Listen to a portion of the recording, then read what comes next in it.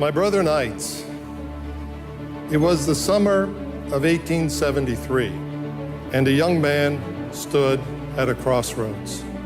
His father was dead. He had no money for tuition, but he had a mother and younger brothers and sisters to support. But then the Holy Spirit intervened. Powerful people became aware of the young man's light. They saw in him character.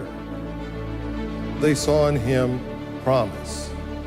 The promise of a man on a mission. And so they arranged for a scholarship. 4 years later, he was ordained by Baltimore's Archbishop James Gibbons in the Cathedral of the Assumption. Father McGivney had arrived in the birthplace of the Catholic Church in the United States. More than a century later, another man came to Baltimore, and he addressed the world from that cathedral of baseball, Orioles Park at Camden Yards. Catholics of America, St. John Paul II proclaimed, always be guided by the truth, to be convincing witnesses to the truth. In their own ways, St. John Paul II and Father McGivney understood a simple truth. People protect what they value. But if we value charity, if we value unity and fraternity, we will build a society where the common good is protected. And if we value these things, then we will protect the freedom that makes them possible.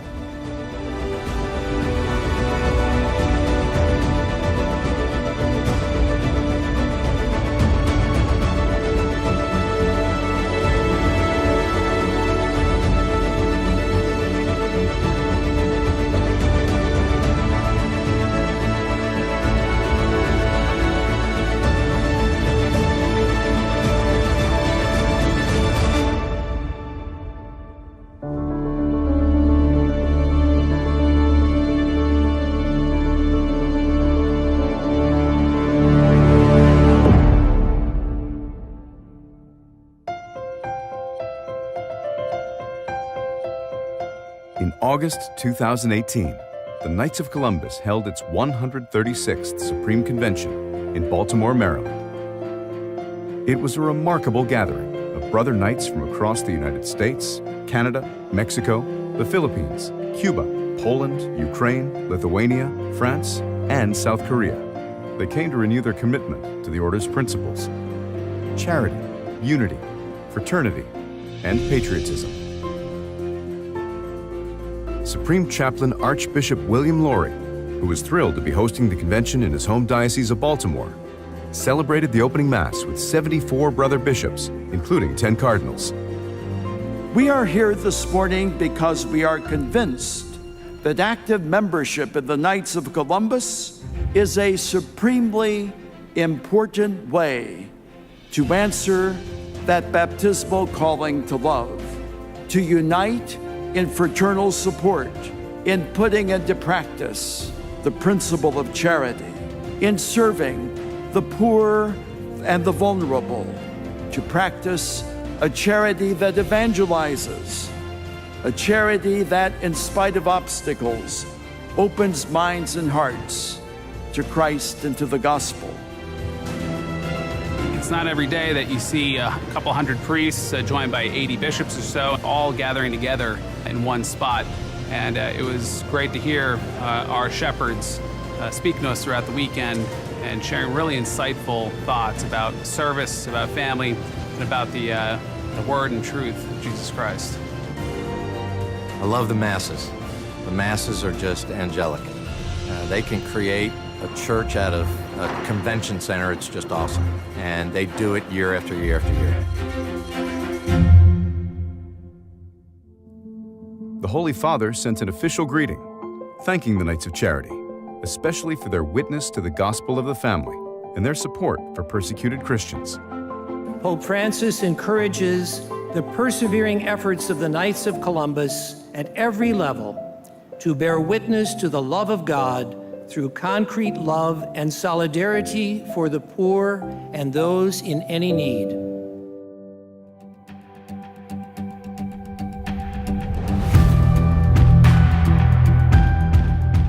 Knights received greetings from heads of state and welcomed an international audience in proceedings that were shared live around the world in multiple languages on 3 Catholic networks. The 136th Knights of Columbus Supreme Convention happening now in Baltimore, Maryland.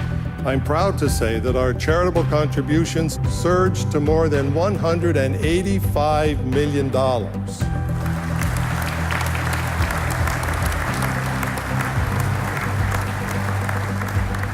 That's an increase from last year's record of $177 million. And it's one of the largest year-to-year increases in our history. So let me commend and thank every jurisdiction that helped us to achieve that goal. The Order also donated more than 75.6 million volunteer hours, an increase of more than 500,000.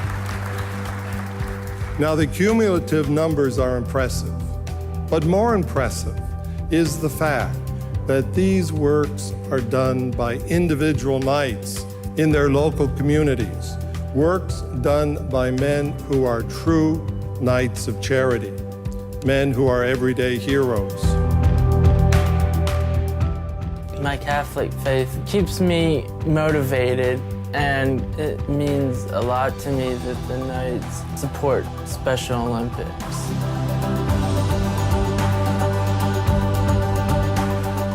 The Knights of Columbus is a tremendous organization. It's just another opportunity for us to live our faith, to do an act of kindness for someone in need. Last year, Knights of Charity distributed more than 105,000 new coats to children and nearly 4 million pounds of food through the Food for Families program. Knights donated 7,649 wheelchairs through a partnership with the Global Wheelchair Mission and marked the Order's 50th anniversary of participation with Special Olympics. Councils donated nearly $6 million last year, and 76,000 Knights gave more than 350,000 hours at more than 12,500 Special Olympics events.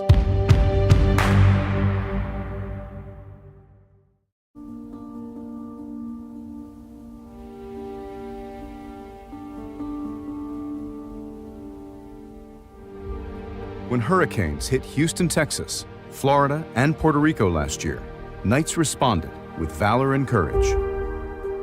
Pope Francis has called charity the heart of the Church and the soul of its mission.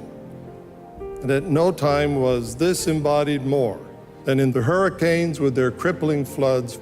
It was a time of devastation, but it was also a time of heroes. The Supreme Knight shared the heroic story of Army First Lieutenant Jacob Cortez, who led a daring rescue of more than 24 neighbors trapped by rising floodwaters caused by Hurricane Harvey. The Knights of Columbus, it's always been about helping families who can't help themselves. And I think that was something paramount that we did during the rescue. The news will fade away, but the Knights will not. We'll be here for the community. When Hurricane Maria laid waste to Puerto Rico, Brother Knights took a leading role in relief efforts. Jose Lebron stepped up and organized a convoy of 10 pickup trucks to distribute food, water, and power generators, and continued to be a volunteer leader for months in the hurricane's aftermath. I asked to God what I have to do to take care of the members. I really feel that He told me, ask to forgive me. And I feel that He said, take care of my members. Yo espero que al Padre McGiffney le guste lo que hemos hecho los Caballeros de Colombia.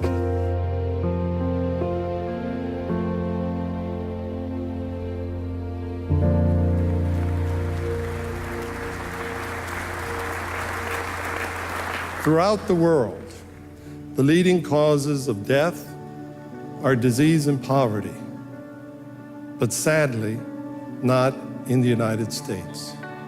Here, the leading cause of death is abortion. Since 1973, abortion has caused the deaths of approximately 60 million children. My brother Knights, the evidence is overwhelming. Just look and listen.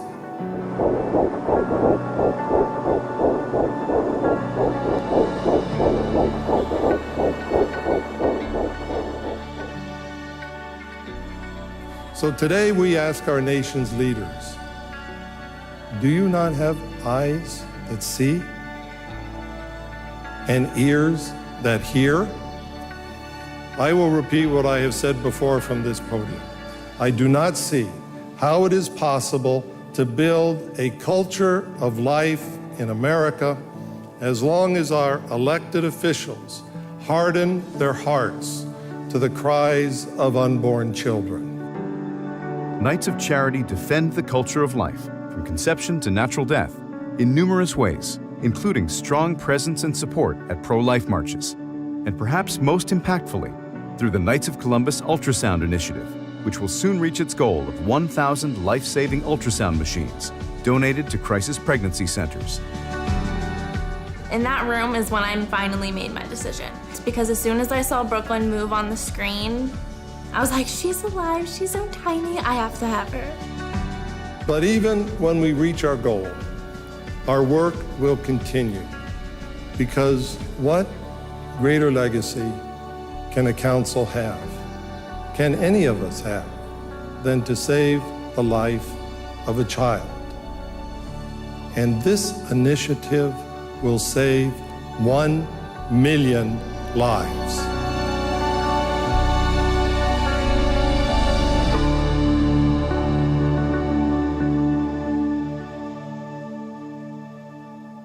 Historically, the Knights have defended the persecuted and boldly defended religious freedom. From 19th century anti-Catholic bigots to the KKK, Knights have stood in the breach, and they have been victorious. Today, this commitment continues as the Knights refuse to abandon Christians on the verge of extinction in the Middle East. Since 2014, the Order has committed more than $19 million to aid persecuted Christians in the region. This work has been recognized around the world and reached the corridors of the White House. It's heartbreaking to think that the Christian population has plummeted, whether in Mosul, in Iraq, or in Syria. The followers of Christ have fallen by 80% in the last decade and a half. This must end. This will end. Carl Anderson and the Knights of Columbus, let me just say thank you for your extraordinary work caring for the persecuted. Last year, I reported to you on the Iraqi town of Karamlis. It had been a Christian town for centuries before ISIS overran it, drove out its inhabitants, destroyed their homes, and desecrated their churches. Now, with the defeat of ISIS, the Christians were ready to return, but their town was in ruins. So who would help them rebuild? You met that challenge.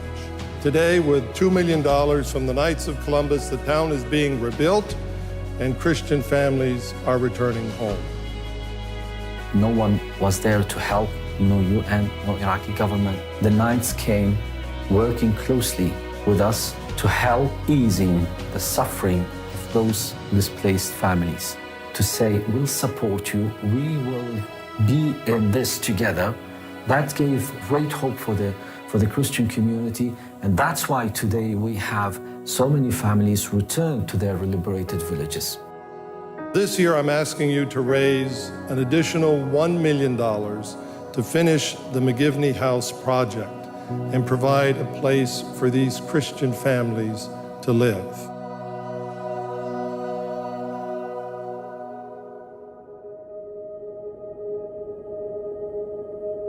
Knights of Charity help not only the war-torn, but also the warriors, many of whom return home with both physical and spiritual wounds. Working with the Archdiocese of the Military Services and military councils, the Order sponsored more than 200 wounded veterans, family members, and chaplains on the annual Warriors to Lords pilgrimage.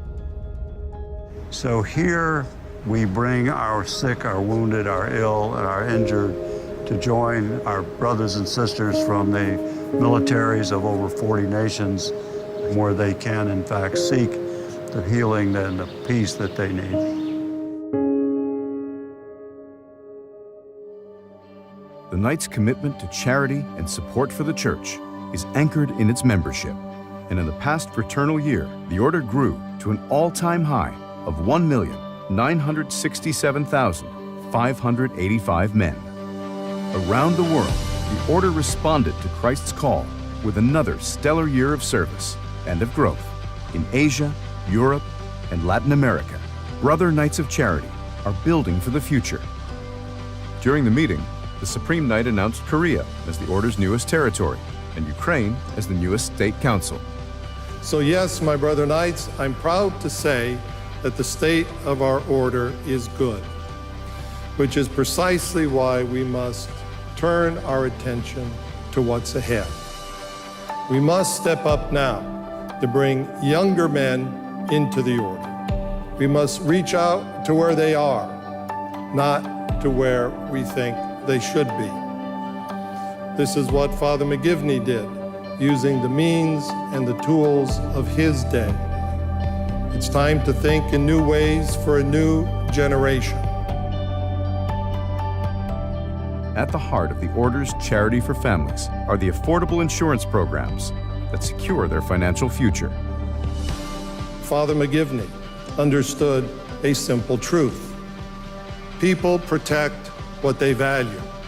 We are ranked among the Fortune 1000 lists of America's largest companies. And just recently, Standard & Poor's listed the Knights of Columbus as one of the 6 strongest life insurers in North America, putting us at the very top of the industry. The Knights was also named the world's most ethical company by the Ethisphere Institute for the 5th year in a row.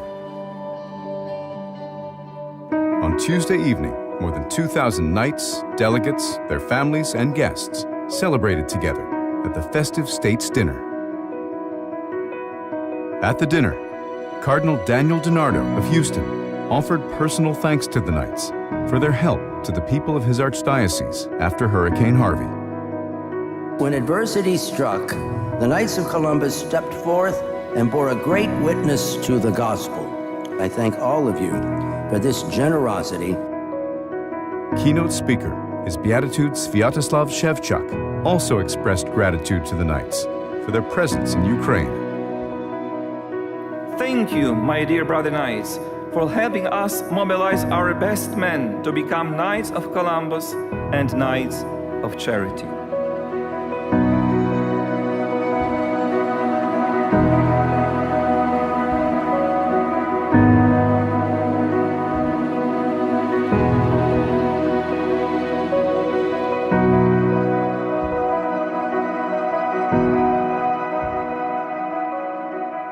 Icons of Our Lady Help of Persecuted Christians were blessed for the Order's 18th prayer program.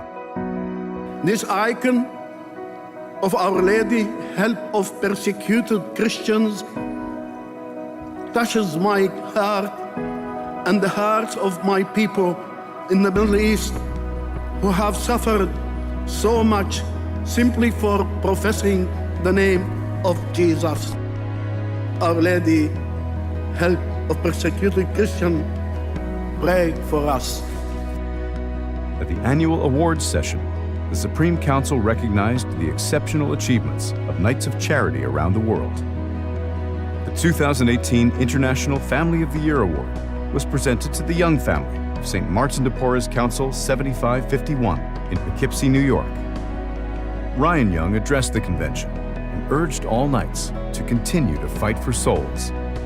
The point of our charity is to provide moments that we can bring souls to introduction to Jesus Christ. Souls are the scorecard, gentlemen. It's the only scorecard. Thank you for being the heroes of this time. Thank you for answering the call in this battle for souls. During the final business session of the convention, delegates adopted resolutions honoring our armed forces in defense of religious liberty, in solidarity with persecuted Christians, in support of an equitable immigration policy, commemorating the 100th anniversary of the conclusion of the First World War, welcoming the Republic of Korea territorial jurisdiction, and celebrating the establishment of the State Council of Ukraine.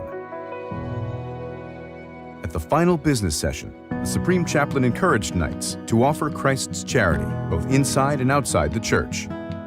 Just as you and your brother Knights are everyday heroes in responding to disasters, to special needs, to people in distress, so too you are being asked to be the first responders to the church in a very difficult and distressing hour of her history. When we're tempted to think the church is on the run, when we're tempted to think that the church is surrendering, come to the Supreme Convention, because you'll see not the white flag of surrender, you'll see the white flag of the triumph and victory of Jesus Christ on Easter Sunday morning. Faith in action through the Knights of Columbus.